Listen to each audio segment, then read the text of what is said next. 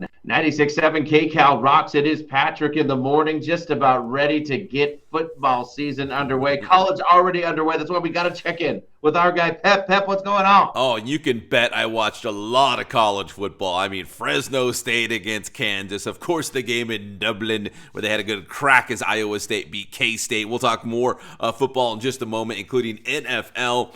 But listen, Dodgers had a massive series against the Padres over the weekend, 3-game series. The Dodgers salvaged the final game on Sunday thanks to 2 home runs from Freddie Freeman, the 45th home run of the year for Shohei Ohtani. They beat the Padres 8-2. So, Patrick, when all the dust settled, as we go into this Monday morning, the Dodgers, 74 wins, 57 losses. The Padres, 74 wins and 57 losses in a dead tie with 31 games left in the regular season, man. You can't make this stuff up. What a great race for that NL West title. Yeah, we figured it was going to be close, and it's an absolute duel, a dead heat. So here we go. I think it's going to be a nail biter, man. Yeah, dude. Again, I've said this. I sound like a broken record. I'll say it again. I just got a feeling they're going to see each other in the playoffs, which would be huge. I mean, like it would be, so much drama, in the rivalry. Like it would be awesome. But here we go. 31 games left, and whoever gets hot going into the playoffs will probably be the team that has a better chance of going all the way to reach the World Series. So these next 31 games, I feel like are critical, not just because who's going to win the NL West title, but who's the team that's playing the best baseball going into the playoffs. These are the last 31 games of the season, not the first 31. These are the last 31 to kind of get that momentum, that confidence going into the postseason. Very critical. And remember, I said earlier, I believe this is the year, and my Dodger fan friends hate me for this. I believe this is the year that the Padres finally get the Dodgers. So here we go. Time to get on the ride and hang on for dear life, I guess. Yeah, listen, the Dodgers are the defending World Series champions on paper. They've got a ton of talent. We knew that, but they're dealing with a lot of injuries. Yeah. And some of their, best hitters aren't necessarily hitting the baseball like they thought they would. Although Freddie Freeman's coming around, Mookie Betts has got to pick it up here in this last month of the season before the playoffs. Shohei Ohtani hit number 45, so he's doing his thing, making another case to be the NL MVP. But there's a lot of reasons why you could look at the Dodgers and say, man, it almost feels like an uphill battle to win the division title and to maybe, be better than the Padres, beat the Padres in the playoffs, whatever that's going to look like in the next month and a half or so. But the Padres do look like they've not only maybe got the Dodgers number, but could they actually beat them again in the playoffs? And it feels like this has been years in the making. So, yeah. It's going to be exciting to see what happens here. If the Dodgers pull it off, I think it will be absolutely incredible. Baseball, very tough sport to do this. Yeah, absolutely tough. So we'll see if the Padres can have this dream season and finally get past, the Dodgers, or the Dodgers are going to, fight their way through and defend that World Series title. But that was a big series over the weekend, and now we're exactly tied going into the final month of the year. Now, we mentioned Shohei Ohtani hitting number 45, which sounds like a lot of home runs, and it is, but he does not lead Major League Baseball. It's your boy, Cal Raleigh, the big dumper, hit number 48 and number 49 on Sunday. So now he holds the single season record by a catcher for home runs in a season. He's got 49 home runs. The previous record was 48. And the Mariners have 30 games left on the season. So that's 49 and counting. He's going to add to that total now. I will recheck on this too, but it feels like he has a few records here. I believe he has the Mariner record. He's pulling up on that so far, anyways, per position. But I believe he also just outdid Mickey Mantle as the most home runs for a switch hitter.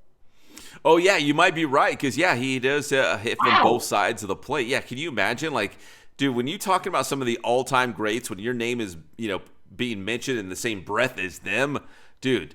And now, listen, in the American League, you might make a case if the Mariners make the playoffs, Cal Raleigh might be your AL MVP, and why not? The guy is very deserving having, the best offensive season ever for a catcher. Yeah, it's wild, man. If he pulls that off, it'll be unbelievable for sure. Yeah, and Seattle's right there in the thick of it, trying to get to not only a wild card spot, but they're on the heels of the Houston Astros in the American League Yeah. West. So, again, if you're watching baseball right now, I know we're all excited about football, and that's me too. I'm excited, really excited about football. But if you're keeping an eye on baseball, man, a couple of these division races I think are going to be a lot of fun this final month of the season throughout September. It's great for those of us who love baseball and football. It's action packed. It is. Hey, you know what? You can dabble in both, right? A little Yeah, baseball, a little football, back and forth. So, great. and speaking of, let's talk some football. We'll start with some NFL right now. Final week of the preseason. Again, a lot of these guys are fighting for jobs. A lot of these guys are going to be practice squad guys or are released by Tuesday at 1 p.m. Yeah. Pacific time, which is the cut date where NFL teams have to go from 90 guys down to 53 guys for that first regular season game. But we saw the Rams, they fell to the Browns. What was that last second field goal, 19-17.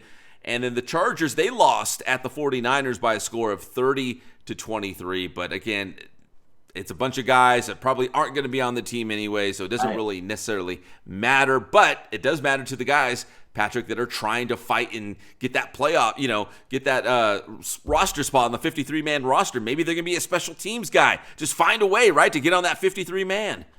It really is a case of fighting for your life in the NFL right now.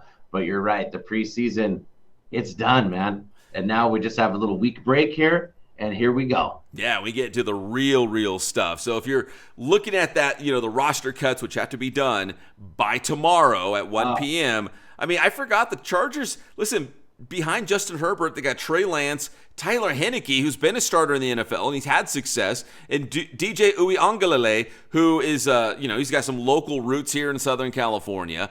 And he's probably going to be, if he gets cut by the Chargers, he's going to be finding a place to, sign elsewhere and get his shot in the NFL. So there are some interesting positions and players that you should keep an eye on before the NFL cut, because a lot of these guys, you can't hide them on your practice squad for forever. Another team's going to maybe go out there and get this guy. So I think the quarterback position is very intriguing. Like the Browns, the Chargers got a lot of QBs.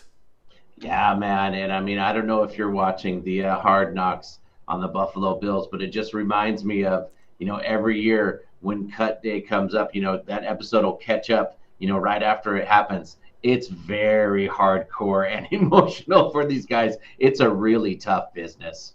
Yeah, you know what? I was actually going through a list of all the guys that have been cut so far, because a lot of NFL teams are already making it happen. I mean, they play their final preseason game and they start whittling down that 90-man roster down to 53. And I look at all these names, and Patrick, it's funny. I was thinking the same thing. I'm looking at these names like, these guys are real people too. Like, you know what I mean? Like, we just look at it like a list. Like, okay, these guys have been cut, just names and numbers.